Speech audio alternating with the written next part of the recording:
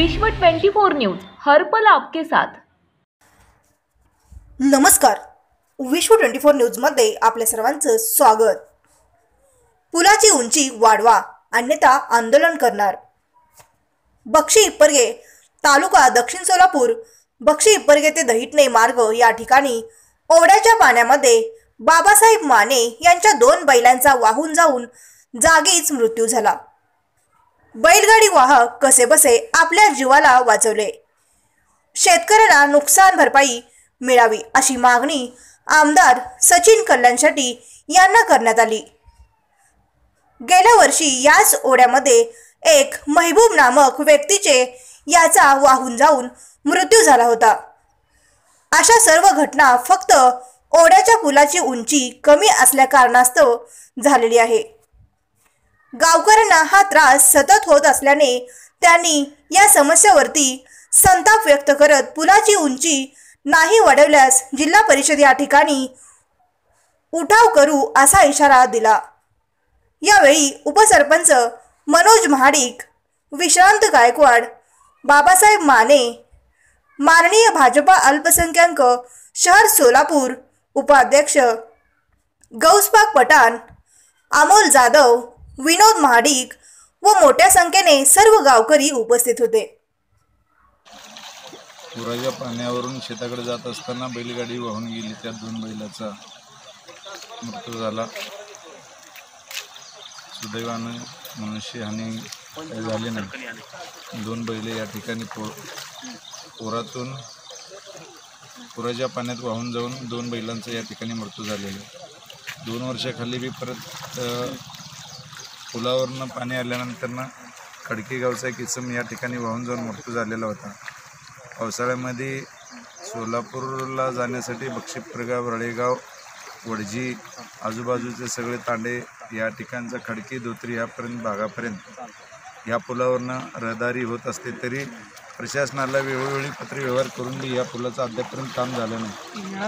आता शेवटचं सांगणं प्रशासनाला, याच्यानंतर हे सगळे ग्रामस्थ या भागातील समोर तहसील ऑफिस समोर जाऊन या बाबतीत काम जर त्वरित नाही चालू झालं तर आम्ही त्या ठिकाणी आंदोलन करू आणि प्रशासनाला जाग येण्याची विनंती करू।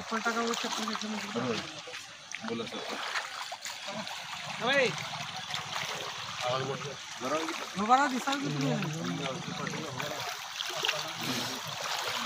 आज बक्षीप्रग या गावी दुर्दैवी घटना घडली, जी या 2-3 वर्षात सातत्य त्या घटनेनं दरवर्षी एखाद्या इसमाचा मृत्यू होतो तर दरवर्षी एखाद्या जनावराचा, म्हशीचा या पुराच्या पाण्यात वाहून जाऊन मृत्यू होतो। आज आकस्मिक घटना अशी घडली की ती मनुष्यहानी टळली। बैलगाडीमध्ये शेतकरी, शेतमजूर शेताकडे जात असताना ती बैलगाडी या ओढ्याच्या पाण्याचा अंदाज न आल्यामुळे बैल आणि बैलगाडीच्या सोबत 2 माणसे पुरात वाहून जात असताना ते 2 माणसे कशीबशी जीव वाचवण्यासाठी पाण्यात पोहून बाजूला आले, पण दुर्दैवी त्या मुख्य जनावरांचा जीव गेला।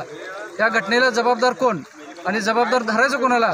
शेतकऱ्यांच्या जीवाचा माणूस आणि शेतकऱ्याचा आपण जो म्हणतो शेतकऱ्यांच्या जीवनाचा भागीदार बैल हा त्याचा जीवाभावाचा एक घरातला सदस्य असल्यासारखा त्या बैलाचा आज दुर्दैवी अंत झाला।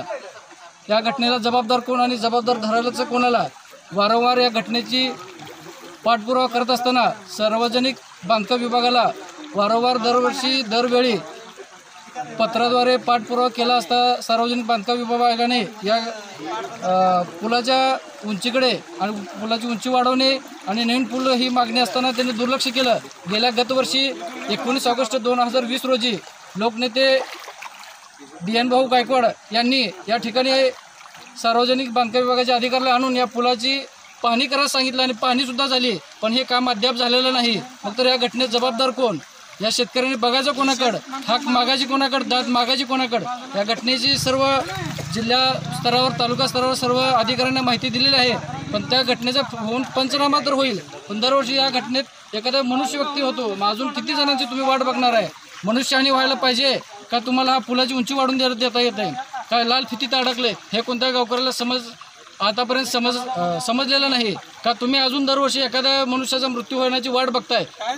असं जर तुमच्या या शासनाच्या हातून जर होत असेल तर आम्ही आताच या ठिकाणी जलसमाधी घेतो असं मी गावकऱ्यांच्या वतीने सांगतो. या घटनेचा विचार करून ह्याचा पाठपुरावा करून आम्हाला ह्या पुढच्या वर्षीपर्यंत हा पूल मंजूर करून देण्यात यावा. नसेल तर पुढच्या वर्षी आम्ही सर्व गावकरी मिळून तुमच्या सार्वजनिक बांधकाम असू द्या किंवा कलेक्टर ऑफिस असू द्या सर्व लोक जाऊन त्या ठिकाणी बसून ठिय्या आंदोलन करतो असं मी त्यांना सांगतो. राज्यातील महत्त्वाच्या आणि आपल्या भागातील ताज्या बातम्या पाहण्यासाठी आजच आमच्या विश्व 24 न्यूज चॅनलला यूट्यूबवर सबस्क्राईब करा आणि बेल आयकॉन प्रेस करा.